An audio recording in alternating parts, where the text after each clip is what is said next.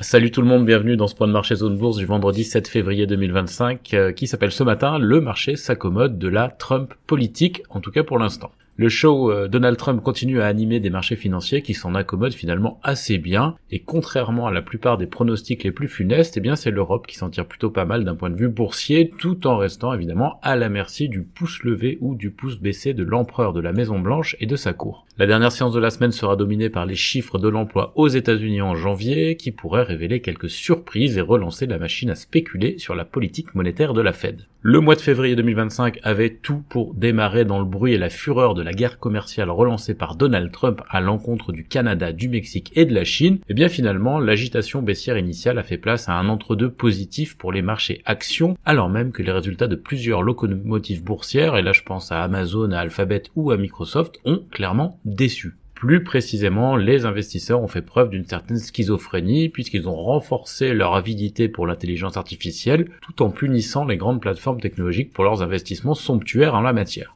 À moins qu'ils ne soient revenus à leurs amours initiales, les vendeurs de pelles et de pioches de l'IA, c'est-à-dire Nvidia, Broadcom, Marvell ou encore Monolithic et compagnie. On note en tout cas depuis quelques jours un sursaut sur ces titres qui avaient été un petit peu écartés du pouvoir dernièrement. D'ailleurs, on peut leur ajouter Palantir, qui a réussi à envoûter le marché en lui expliquant être la référence pour transformer l'IA gadget en IA opérationnelle en entreprise, et ça marche, le titre a gagné 40% depuis le début de l'année. Les marchés actions dans leur globalité sont donc toujours sur une pente ascendante malgré une fin de journée un petit peu curieuse aux États-Unis hier. Les indices étaient en effet bien partis pour terminer en baisse quand ils ont pris un bon coup de pied aux fesses venu d'on ne sait où qui a permis de ramener le Nasdaq 100 à plus 0,5% et le S&P 500 à plus 0,4%. Le Dow Jones lui n'a bénéficié d'aucune propulsion particulière et a clôturé à moins 0,3%. Une chose est sûre, cette volatilité est devenue la norme en début d'année. C'est la conséquence de la multiplication des facteurs d'incertitude engendrés évidemment par les bouleversements tous azimuts de l'administration de Trump. Les traders essayent de se couvrir au maximum contre les aléas, un exercice qui s'avère extrêmement compliqué et qui coûte de plus en plus cher. La complexité vient notamment du fait que les événements s'enchaînent à haute fréquence sur des marchés qui disposent d'instruments à réaction rapide. Bloomberg citait d'ailleurs cette nuit un professionnel qui se lamentait de la versatilité permanente capable de transformer une excellente anticipation en catastrophe en quelques heures, voire en quelques minutes. Un gérant de hedge fund pestait lui contre les positions de plus en plus courtes, moins de 24 heures, alors qu'auparavant la norme c'était plusieurs jours, voire une semaine. Décidément, même en finance, c'était mieux avant. Les stratégies de couverture vont bien sûr au-delà des actions puisqu'elles passent aussi par le forex ou l'obligataire, ce qui crée d'autres gisements de volatilité en ce moment.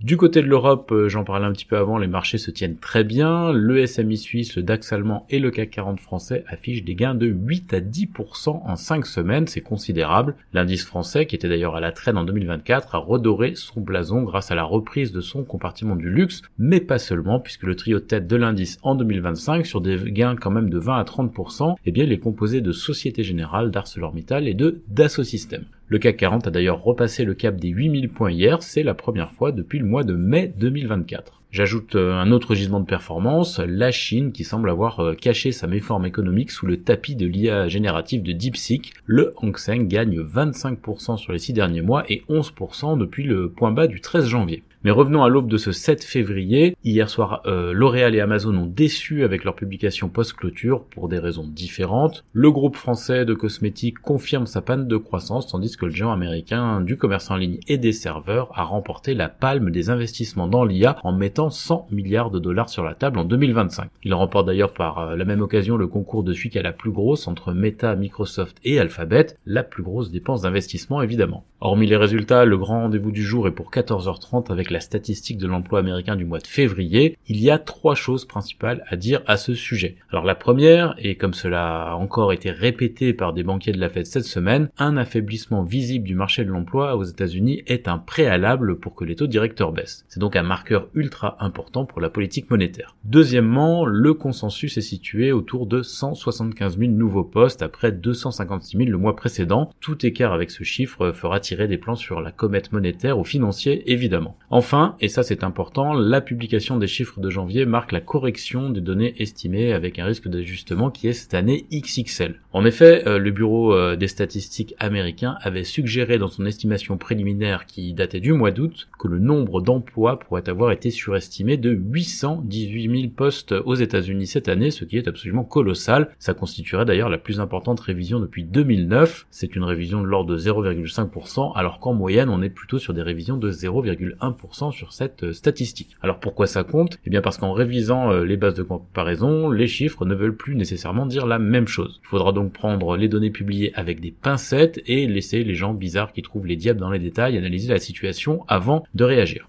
Côté Asie-Pacifique ce matin, pour terminer la semaine, Tokyo et Séoul perdent 0,7%, Sydney lâche 0,1%, on est en hausse à Taïwan, à Hong Kong et en Chine continentale d'environ 0,5%, même si ça cote toujours. Bombay pour sa part grappille 0,1%. Les indicateurs avancés occidentaux pointent vers une ouverture en baisse à cause des chiffres notamment d'Amazon, mais aussi parce qu'il y a une certaine prudence avant les données sur l'emploi. On passe à l'actualité des sociétés en commençant par la France. L'Oréal enregistre donc une croissance faible en 2024. Le titre perdait 2% en séance US hier. Il a l'air d'être en préouverture environ à moins 3% ce matin. Autre publication, Vinci qui vise une hausse de ses bénéfices en 2025 après une légère progression en 2024. Le titre gagnait 5% en séance US après ses données hier. Aperam prévoit une diminution de son EBITDA ajusté au T1 2025 et fait état d'un marché de l'acier assez difficile. Par ailleurs, Thales Alenia Space va construire un satellite pour l'Inde. GTT a signé un accord de coopération stratégique avec Costco. JC2Co Top Media acquiert une société au Panama. M6 a signé un partenariat avec Runway pour de l'IA générative vidéo. Et Atos renonce à se scinder et va abandonner la marque Eviden selon la lettre. Sur l'agenda des publications mid-cap aujourd'hui en France, on a Equasense, Aquel, Cogelec, Mare Nostrum, Walix, Elena Santé, Garbet, Saint-Jean, Savencia, Enodia, Energy, etc.,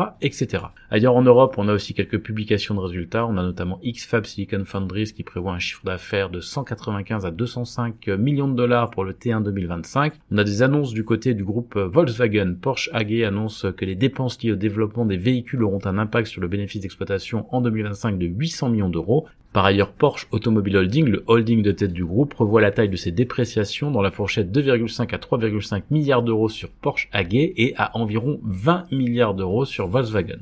BPER Banca lance une offre d'échange à 4,3 milliards d'euros sur les actions de Banca Popolare di Sondrio. C'est donc la poursuite de la consolidation dans le secteur bancaire en Italie. Puma ne s'approvisionne plus qu'à hauteur de 10% environ en Chine pour ses importations de chaussures américaines, révèle Bloomberg. Potentia Energy, qui est une coentreprise entre Enel Green Power et Inpex, rachète 1 gigawatt de capacité en Australie. Le ministère de la Défense britannique a attribué à Serco un contrat de 1,2 milliard de dollars. Volvo Car a acquis gratuitement la participation de 50% de Northvolt dans leur entreprise de batterie et Safilo a renouvelé son accord sur les lunettes avec D-Squared. Sur l'agenda des publications européennes du jour, on a Danske Bank, Kongsberg Gruppen, EMS Chemie, SAB ou encore Banco de Sabadell. En Amérique du Nord, les sociétés qui montent hors séance après leur trimestriel, Pinterest plus 18, Affirm plus 15, Expedia plus 11, Monolithic Power plus 10, Fortinet plus 8 et Take-Two plus 6. À l'inverse, celles qui baissent après leur compte, Microchip moins 7, Illumina moins 5 et Amazon moins 4%. Veritas Capital Fund Management négocierait le rachat de Dun & Bradstreet, je crois que c'est une information de Bloomberg. La révision tant attendue de l'iPhone SE par Apple approche de sa sortie, c'est encore une information de Bloomberg. Lockheed Martin pour sa part va payer environ 30 millions de dollars pour mettre fin à des allégations de tarification défectueuse dans le cadre de contrats portant sur les avions militaires F-35, c'est une annonce du ministère de la Justice aux États-Unis. Enfin, le Wall Street Journal révèle que le constructeur de camions à hydrogène Nikola envisage de déposer le bilan. Sur l'agenda des dernières publications américaines de la semaine, on a Fortive Corporation, Kimco, Avantor, CBOE ou encore Ubiquiti. Voilà, c'est terminé pour ce point de marché du jour. Je vous souhaite à toutes et à tous une excellente journée et un très bon week-end.